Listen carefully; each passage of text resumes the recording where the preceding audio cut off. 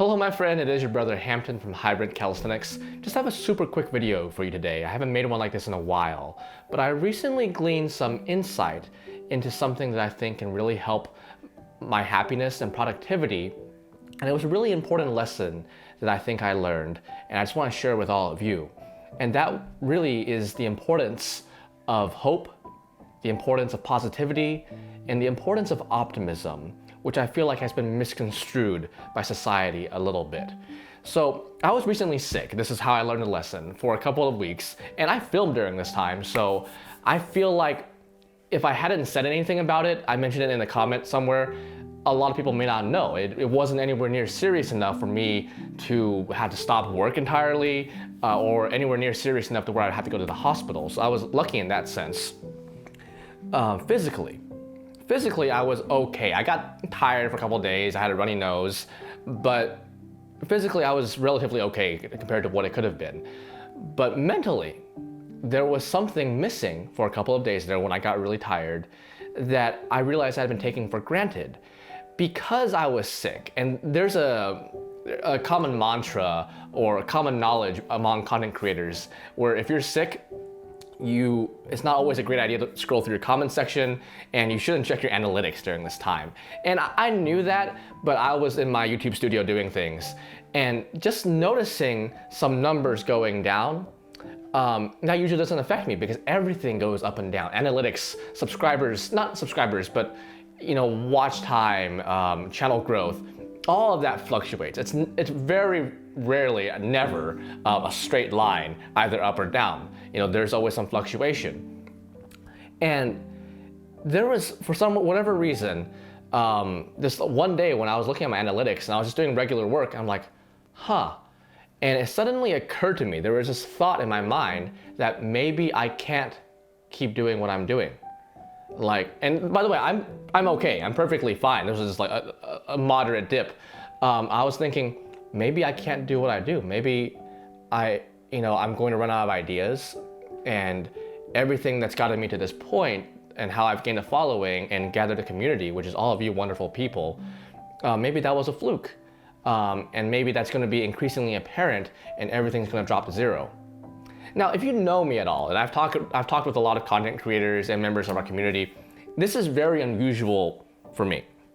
Usually, some might call me overly optimistic in the sense that I get really excited over the prospect, the idea of doing these things. I'm like, oh, I'm gonna make this video, it's gonna be great. I know it's not gonna do super well, but I'm excited just to make it and share it. That's usually how I am, and that's really one of the reasons Hybrid has grown the way it has, is because I have the sense of optimism and the sense of positivity, not delusional optimism, we can talk to that in a moment, but I have a sense of optimism, and that really drives me forward. And during the time that I was sick, that was gone for a couple of days, or I did not experience it at a level that I usually do. Now there might be some chemical reason there might be something going on in my brain, but for whatever reason I didn't feel it as much as I did usually.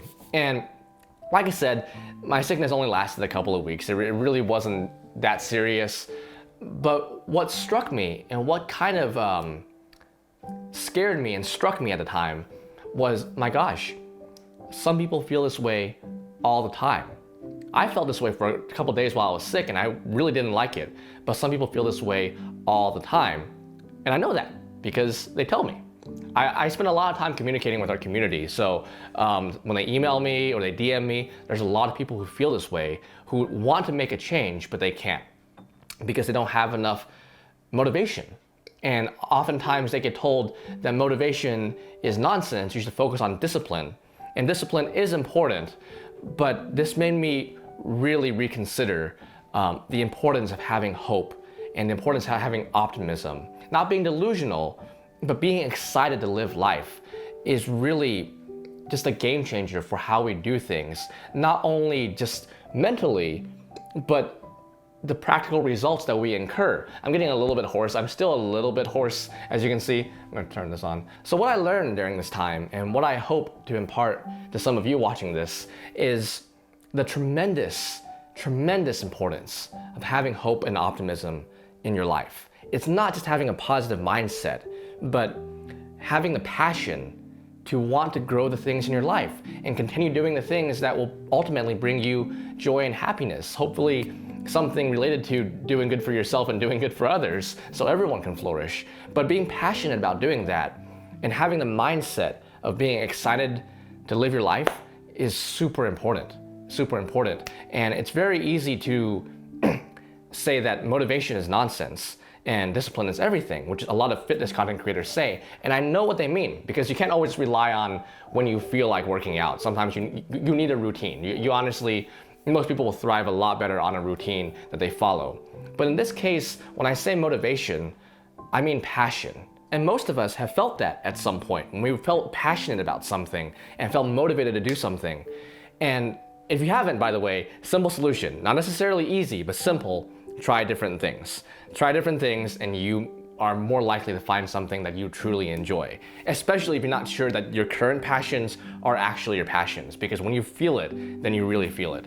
But most of us have felt that. And what I would say, and unfortunately I don't have as direct a roadmap to being optimistic and being motivated as I do for teaching push-ups if someone can't do push-ups, I would say do whatever you can to get back in that place, because it's super important. It's so important to have that energy. So how this often comes is the environment that we put ourselves in. And this is often our friends and family and our friends group. If our friends group and the people that we're around regularly are always bringing us down, even if it's supposedly for our own good, if they're always making us feel like we can't do things, then you should do a favor to yourself and try to surround yourself with more positive people. Not to be delusional about something. Like if your family is telling you that you can't be a professional basketball player and you're not that great at basketball, I'm not trying to reinforce the fact that, oh, anyone can play professional basketball, because I don't know that that's true. But if you put yourself in a place to where you feel empowered to want to do things, surround yourself with people that motivate you and excite you and make you feel excited and optimistic about your future and to live your life, that will put you in a much more powerful position to try different things that eventually lead to the things you want. Big example is hybrid calisthenics. So many things could have gone wrong with the different decisions I made about making content and engaging the community, starting the app, but I tried them. I tried them because I was excited to do them, and I knew there was different ways they could go wrong, but I still tried them. And that's, I'm very fortunate to have experienced that, and now that I know and can talk with all of you wonderful people, I consider myself very blessed for that once again. So that's my message for today. I don't mean for this to be a long video. I want to keep it relatively short, but it's really just me sharing what I learned, because I took it for granted, about the importance of hope and optimism, because life is so much better, so much more fun when you have hope and optimism. And how do you get to that point? You can surround yourself in an environment that makes you feel hopeful and optimistic. If you can't do that, because I recognize that some of you are young or you're constrained by some part of your environment to where you can't easily leave and find a new friend group or find a new social group. If you can't do that, you should consume content that makes you feel hopeful and optimistic. For some of you, it's me, but I have no delusions of grandeur in that sense. There's a lot of motivational people online. Find someone that you can talk to, find some groups on Facebook groups or wherever, find some Discords that you can talk to people that make you feel hopeful and optimistic and excited to try different things. And your life will be better. Your life will be better, and I really hope that this can help some of you. That's really why I sat down, not really with a game plan, but I just wanted to share this lesson with all of you. One more thing is that some people are still thinking this is nothing. This, why not? Because I used to think it was nonsense. I used to think optimism was nonsense. I used to call myself a realist. Some people might call me a cynic at the time, but I used to call myself a realist. You can recognize that some things might go wrong, but still have the hope and optimism and the excitement to want to try them anyway. Because when you live with a bunch of fear, it's really not that fun. There's a lot of things that can go wrong. When you drive, when you go out to eat, when you go grocery shopping, there's so many things that can go wrong. But if we live in fear, our life is ultimately worse. And I'm not saying ignore your fears and don't be cautious, because do, but life is just more fun when you have that hope and optimism. So my argument for that is, what's the alternative? What's the alternative to living hopefully and living optimistically? To live in fear and to live and be a realist and ultimately get less done overall and do fewer things that can bring you joy and happiness and bring joy and happiness to others? Like I said in a YouTube comment, ain't nobody got time for that. And I know I'm still a little bit hoarse. I don't know how well you can hear that on the mic. I'll have to listen when I'm editing. But I want to end this out with a thought experiment that I've been running through my head a few times, and it hasn't really come to a conclusion. But I realized just the tremendous importance of, yes, hope and optimism, but also our perspective on life. Because I've considered that someone who is having the worst day of their lives and someone who is having the best day of their lives could be in very similar situations, depending on their perspective. Just to use myself as an example, if, God forbid, I lose everything that I've worked for, actually, like all the fears I had while I was sick actually came true. I lose my family, I lose my wife, I lose my business, everything's gone, and I lose my house, and I'm just homeless, and I'm on the streets, and I'm still alive, but I'm like, my gosh, I've lost everything. I don't have anything left in the world. Let's say I lost my friends, family, everything. I would probably not be feeling that great, but an immigrant from some other country, might have had their family killed, unfortunately, in some kind of turf war in that war-torn country, found some way to get to America, doesn't have any friends, doesn't have any money, really, and obviously doesn't have a house or a social network or a business here.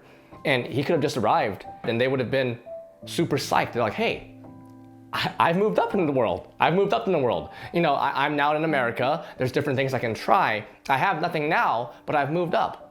And while they're having the best day of their lives, and they're in the same situation as me, or in a very similar situation to the one I'm in, I'm having the worst day of my life, despite having very similar circumstances. And it all has to do with our perspective. And obviously it's okay to be sad if you lose everything. I really hope that doesn't happen to any of you watching this, and me. But it really gives me the idea that being that person, being that immigrant in our hypothetical situation, and having the hope and the excitement to want to go and do things really gives us a huge competitive advantage, not only in succeeding in the conventional senses of having money, having friends, and having a business, or whatever you all want, but also succeeding in the true sense of being happy and helping yourself and helping others. You get a major advantage in that if you are hopeful and you're optimistic, because life, once again, is a lot more fun if you have hope.